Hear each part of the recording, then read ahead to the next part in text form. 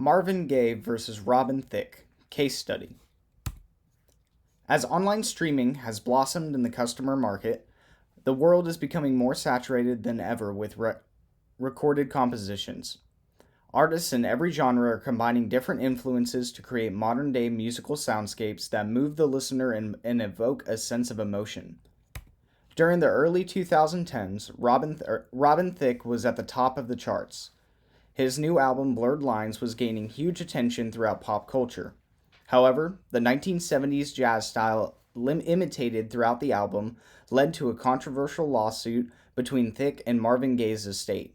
This presentation will explore the claims of both parties, provide an in-depth look at the underlying interests as well as each party's position, and will apply concepts within the full sale negotiation and deal-making curriculum to the litigation. Marvin Gaye's estate claimed that Robin Thicke's 2013 release Blurred Lines infringed upon the copyright of Gaye's 1977 release Got to Give It Up. Musicologist Judith Finnell determined that 8 similarities can be heard within Blurred Lines.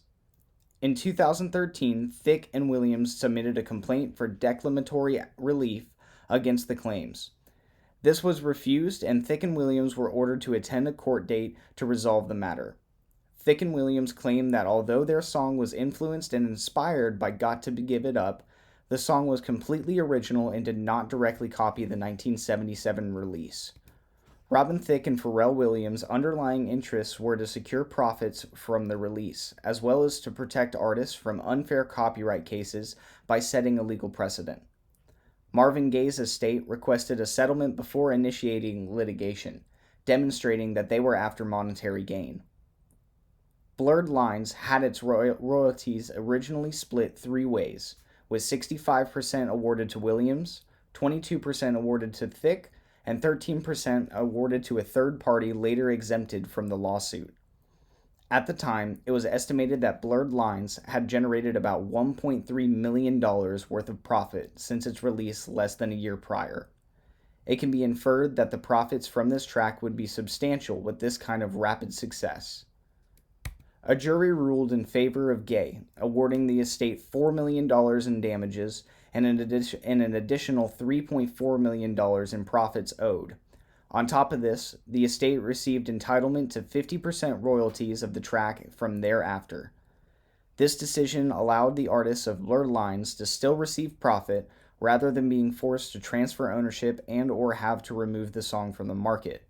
However, this was a huge loss from where the defendants had started, and this outcome was of the win-lose variety. Thicke and Williams attempted to defend their claims by providing other instances of music in which a previous song was used as influence for the piece. Thicke even testified with a piano to demonstrate the similarities between the two works and explain how the feel is there, but they are different pieces.